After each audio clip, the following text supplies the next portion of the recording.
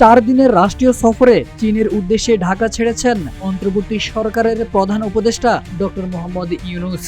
এদিকে 25শে মার্চ রাতে এক প্রতিবেদনে ভারতীয় সংবাদ মাধ্যম দ্য হিন্দু জানিয়েছে, চীনের আগে ভারত সফর করতে চেয়েছিলেন প্রধান উপদেষ্টা, তবে ভারতের পক্ষ থেকে এই বিষয়ে ইতিবাচক সাড়া পাওয়া যায়নি।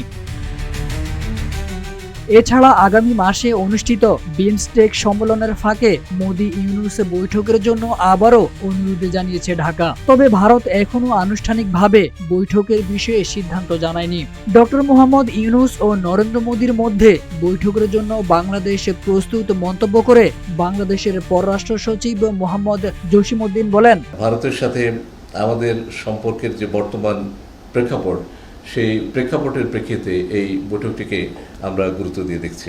এদিকে ভারতের পররাষ্ট্রমন্ত্রী এস জয়শঙ্কর ইঙ্গিত দিয়েছেন, প্রধানমন্ত্রী নরেন্দ্র মোদী বিমস্টেক সম্মেলনে অংশ নিতে পারেন, তবে ডক্টর ইউনূসের সঙ্গে তার বৈঠক হবে কিনা সে বিষয়ে এখনো নিশ্চিত কিছু বলেননি। ডক্টর ইউনূসের চীন সফরকে বেইজিং অত্যন্ত গুরুত্ব দিচ্ছে, কারণ বাংলাদেশ চীনা বিনিয়োগকারীদের আকৃষ্ট করতে চায়, বার্তা দিতে চায় চীনা উদ্যোক্তাদের জন্য বাংলাদেশে কারখানা স্থাপনের দরজা উন্মুক্ত।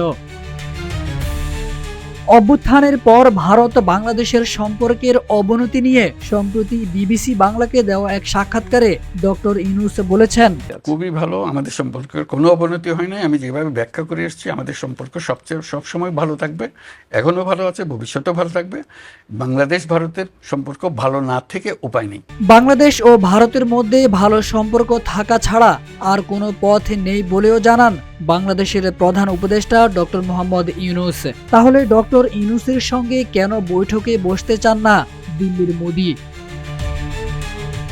তারেক আজিজ খান, রূপালী বাংলাদেশ।